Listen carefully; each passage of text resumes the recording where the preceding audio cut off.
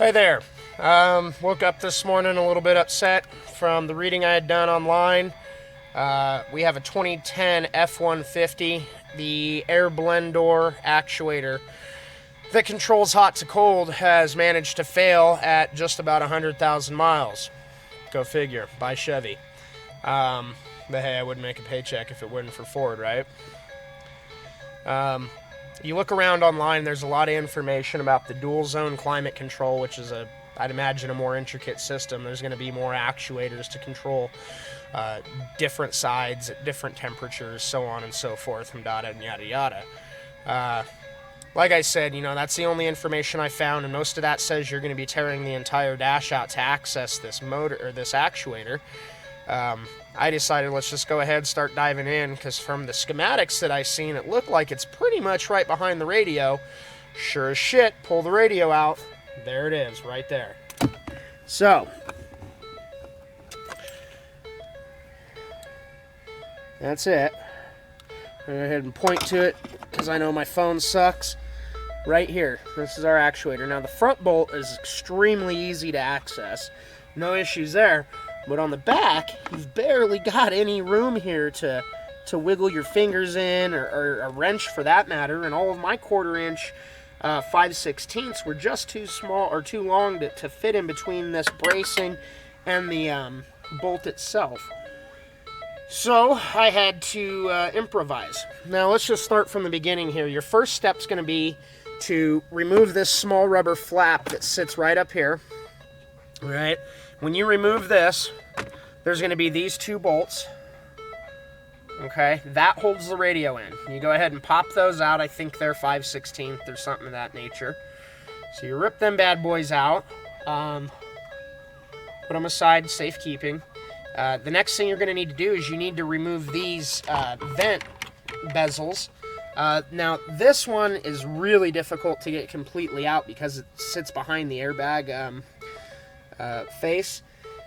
So I just left that one in, but as you can see, I removed this one, and they're just snap clips. You just simply pry back on them gently in different areas. You can see there's a clip here, here, here, here, down yonder.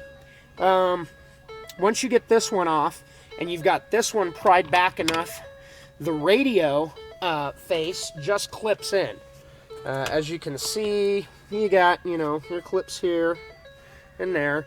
So it's the same thing. Second verse, same as the first. Go ahead and pop this out. Disconnect all your wiring. Now this one has Microsoft Sync, so you got the little USB at the bottom. Don't forget about that guy. So I got my first bolt out, and I started fighting around trying to get that second bolt out. I said, man, there's got to be an easier way to get to this fucker, because not even my low profile 1/4 inch drive it just barely wasn't, small enough to fit back in there. So I got to thinking and looking around, and there's enough light you can see through the glove box in there. There's enough space. So what I did, I came around the other side here, and this is something that even the most basic technician should be able to handle. Pop the glove box down. And you pop the glove box down by pressing in on these 2 tabs. And, one on either side, and it just falls down like that. And then, suddenly you're up in here where you've got a clear shot at the back of that actuator. Unfortunately, this loom, this wire here, it's not quite as friendly. It's kind of in your way, so I just went on ahead and popped it out of its mounting, and that gave me plenty of room to fit my hand in there. See, I can get my hand all the way back to the dash now. I guess the step I forgot is after you get that faceplate for the radio off, you're going to have I think it's 4 10mm bolts that hold in the actual head unit itself. Don't attempt to disconnect the radio antenna on the back. It's just kind of a pisser. You might as well leave it alone. But really, you don't have to disconnect anything from the radio. Just unbolt it, let it flop. You can see it hanging there. Now I tried with a 5/16 ratcheting stubby wrench. It's just a little too broad to fit within the cavity of the actuator bolt. It's just it hits the wall of the actuator before it can grab the head. So what I went on ahead with is standard old snap-on 5/16. It's got a good bend to it. Get it up in there, and if I can get this camera positioned properly, I will show you exactly what I'm doing here. Okay, so basically what needs to happen is you need to reach with this hand up through the glove box, over that wire loom, and you're gonna have to wedge your arm back in there, but it ain't too far. Okay, I found it. Good. And then you take your other hand and locate the head of the bolt, and you can kind of use your other hand to keep putting the wrench back on, to kind of guide yourself, since you're really still only working with fingers.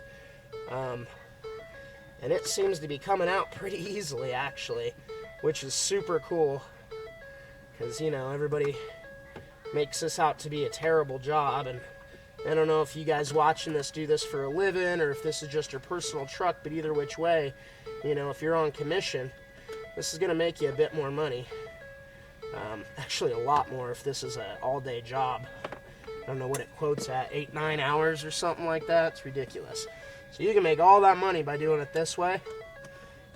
If this is your personal vehicle, you can save $1,200 by doing it this way. And you just keep going, and you're only getting about 1/4 to 1/2 a turn at a time. So it takes a minute. Then it's better than ripping everything out of here just to get a clear angle at it, in my opinion. You'll probably scratch your arms up a little bit reaching around back in here. There's some sharp points and such. And yeah, it's coming right out. I got it good and loose, almost to the point where I can kind of finger it out of there, I think. Oh yeah. Well, that's what we're going to try to do now. And using your fingers is how you're going to reinstall this as well.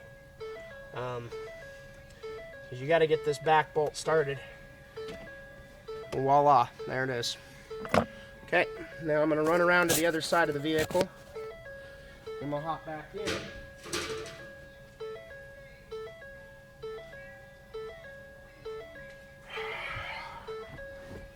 Okay, go ahead and kill this so you guys aren't completely destroyed by the sound. So now your actuator should be loose. Lift straight up, pull it out. You've got your tab here on the end. I'll just use this key to get the red tab back.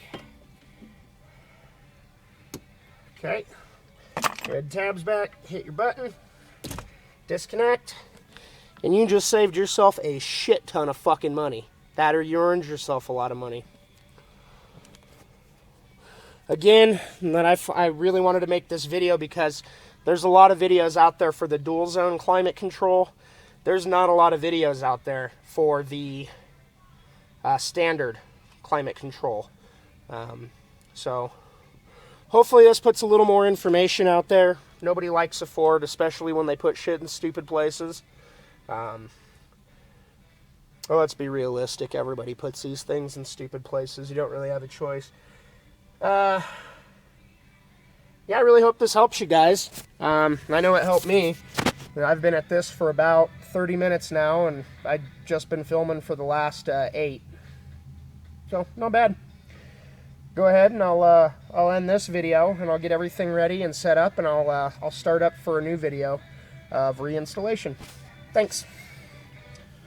Oh, check out Simonic's Facebook page. Got to do a little advertising here. I help you, you help me. Go give it a like. Thanks, guys.